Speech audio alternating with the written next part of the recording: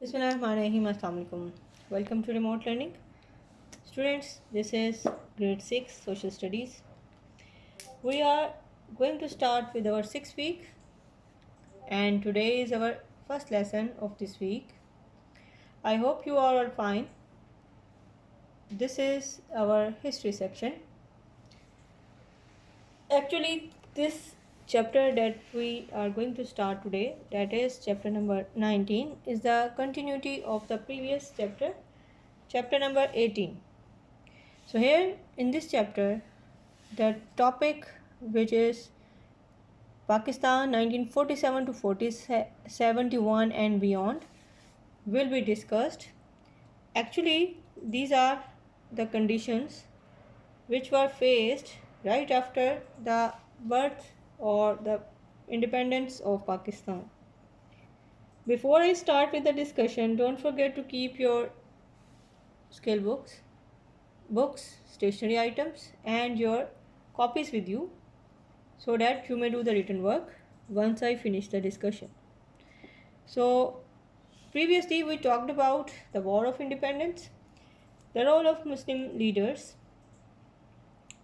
the awakening of Muslims, setting up of political party like Muslim League and Congress, then the resolution for Pakistan, and finally the freedom movement for Pakistan, which took place after the resolution in 1940, and the struggle began, which ended up into the new independent country, that is Pakistan.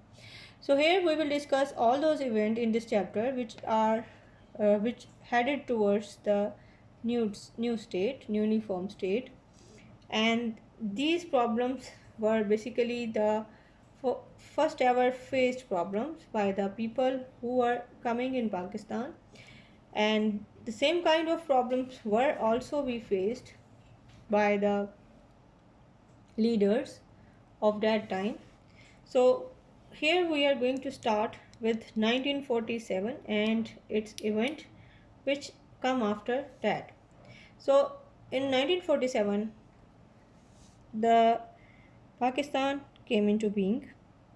Qaid Muhammad Ali Jinnah was its first Governor General, and Liaquat Ali Khan was its first Prime Minister. Now, at that time when Pakistan was formed, the Qaid Muhammad Ali Jinnah was seriously ill even at that time. But his strong will and undefeatable spirit guided him to do something for the people.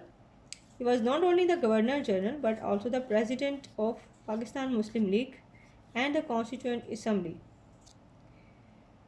The strain on the fragile health and resulted in his death right after 1 year of Pakistan came into being. Now the burden came to the shoulders of other leaders who were there. Miss Fatma Jinnah, who was started and continued her activity even after the death of Qaid Muhammad Ali Jinnah. So students, this is page number 96 of your reading book. And if we talk about Miss Fatma Jinnah, she took the political part and then he played her political role after the death of Imam Qaid. Now, the first war which was fought between the Pakistan and India, that was in 1948, and another one was in 1965. The Pakistan was invaded by Indian Army over Kashmir dispute, and the forces advanced towards Lahore. Now, ceasefire was agreed on 22nd of September in 1965, and this war is commemorated on 6 September as a Defense Day of Pakistan. The Tashkent Conference, which was held in 1966 under the pressure of United Nations and USA and Russia, compelled Pakistan and India to restore their international boundary and 1949 ceasefire line in Kashmir. This eventually led to the dissatisfaction and protest against Ayub Khan's leadership, who was the field marshal at that time.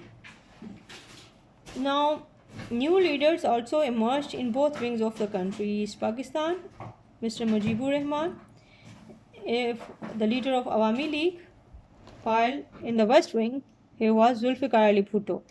He was a dynamic personality and he was a foreign minister at that time. Now, Ayub Khan era was known for the development of the country, but again, there were some weaknesses of this rule also. The important event that took place during the Ayub Khan era were the development, progress, improvement in the agriculture methods and distribution of water. Then also the legislation of family laws were another important task which was done during the Ayub Khan era.